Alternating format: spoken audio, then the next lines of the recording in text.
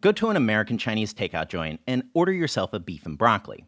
You'll be greeted with a stir fry that's coated with something saucy, delicious, and brown. So you go online and search for brown sauce in English, and there's, of course, this whole universe of recipes, tips, tricks, copycats, and hacks for your consumption.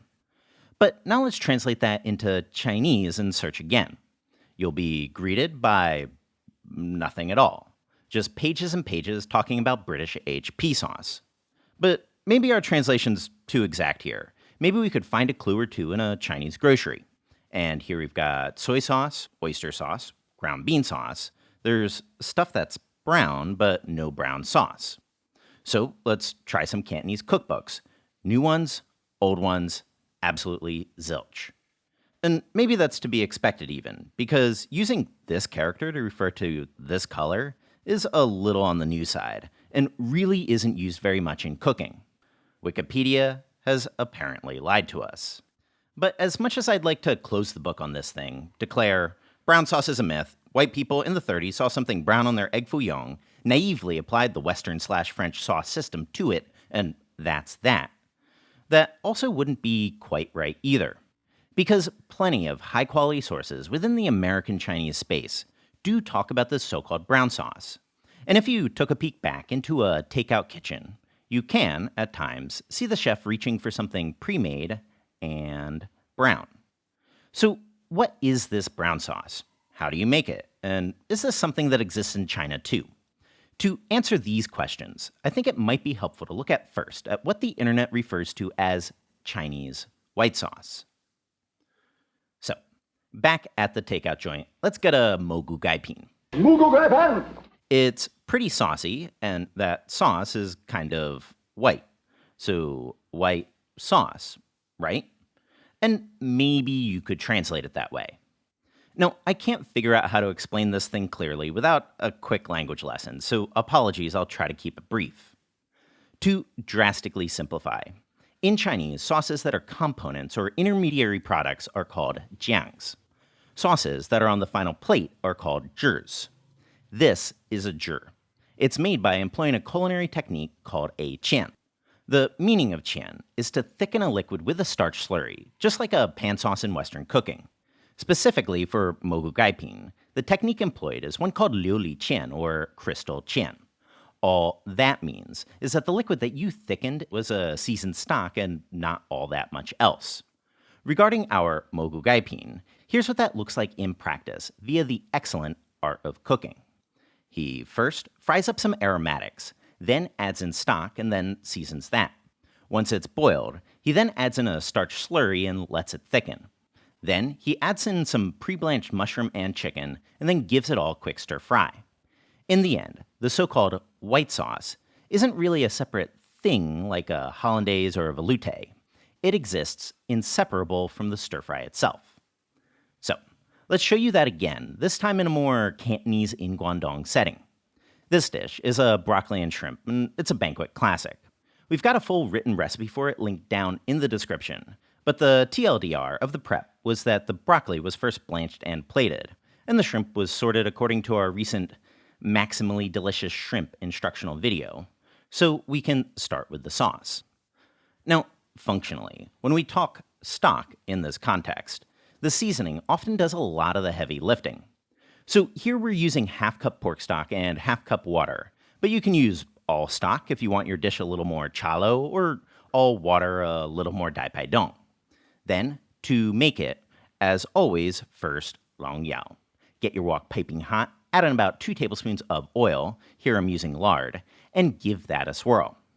Then, I'll go in with 1 clove of minced garlic and a centimeter of minced ginger, and fry that till fragrant over a medium-low flame. Then, up the flame too high, swirl in about a tablespoon of Liaojiu, a.k.a. Shaoxing wine, and after a quick mix, add in the stock/water, and the seasoning which I'll list at the top of the screen. Once it's all at a rapid boil, lower your flame to medium-low, and drizzle in a slurry of 2 teaspoons starch mixed with 2 tablespoons water in a thin stream while stirring constantly. You'll be looking for something about this consistency. Then just add in the shrimp, give it all a good mix, finish with a drizzle of sesame oil, and that's that. So, to summarize, A Chinese white sauce is a zhi that was produced by an extremely simple step that you see in some stir-fries called a crystal qian. In China, the average diner probably wouldn't think much about this zhi. It's just the zhi that you see in some stir-fry. And it's definitely not a jiang. It's not an intermediary product. You can't buy it, and it's not something that restaurants would batch prep or store. So then, now what about brown sauce? So, brown sauce is a little harder to untangle because the English terminology tends to refer to what are actually two distinct cooking techniques. First is that Qian thickening that we just covered. And second is a time-saving restaurant trick, which is to make something called a Liaojiu, or a seasoned soy sauce, which is also something deeply uncomplicated. You see, if you cook Chinese food quite a bit, often you'll find yourself reaching for a bunch of ingredients over and over. Soy sauce, Shaoxing wine, salt, sugar, MSG, maybe oyster sauce, maybe stock, whatever.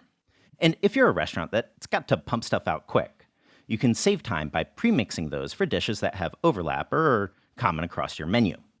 A good example is seasoned soy sauce for seafood, which is almost always pre-mixed and is actually something that you can just buy. But different restaurants have different needs. Maybe a Sichuan noodle vendor's could be steeped with spices. A chuka restaurant in Japan might include gyufun and ketchup, and plenty of restaurants don't make any at all. So should you prepare a Liaojiu for your Chinese cooking?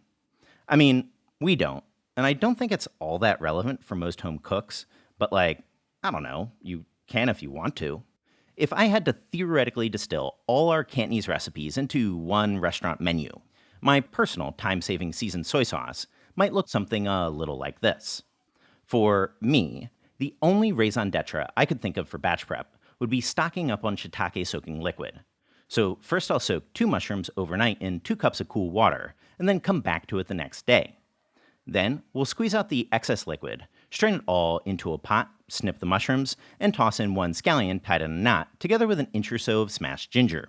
Then just bring that up to a boil and down to a simmer, and let that infuse covered for about 15 minutes. Then at this point, I'll remove those, toss in 1/6 cup of soy sauce, 2 tablespoons oyster sauce, 2 tablespoons Shaoxing, which I forgot on camera, and the rest of the seasoning, which I'll just list on the screen. Then, once those aromatics and such are basically cool enough to handle, give them a good squeeze to get out every last drop, and then bring it all to a final boil. Then we'll just pour it out, jar it up, and then now you've got yourself some seasoned soy sauce.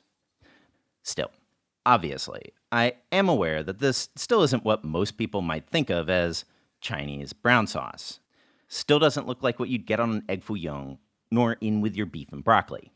But again, for that, you'd need to make a dish and apply the Qian technique. So let's show you how to do that, again, in a bit of a Cantonese in Guangdong context.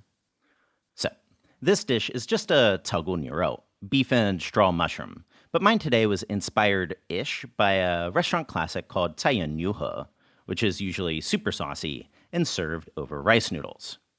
Again, full recipe for this will be in written form, but the basic idea I went with was to first fry up some noodle. We live in Thailand, so I went with pad see ew noodles.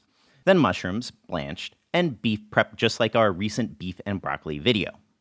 Then, just like with the white sauce, I'll start things off with a long yao, but this time fry up an inch of sliced ginger together with the white part of 2 scallions. Then hit it with wine. Then we'll toss in 1 cup of our seasoned soy sauce, then drizzle in our slurry. Once that's thickened, just toss in the beef and mushrooms, mix, a bit of white pepper powder and toasted sesame oil, and then you can just smother that all over some fried rice noodles. And to reiterate, for this dish, this sauce won't have any kind of name, it's just a zhi. But if you did happen to have a craving for, I don't know, Chinese brown sauce, I do think that this slurry thickened seasoned soy sauce should pretty much fit the bill.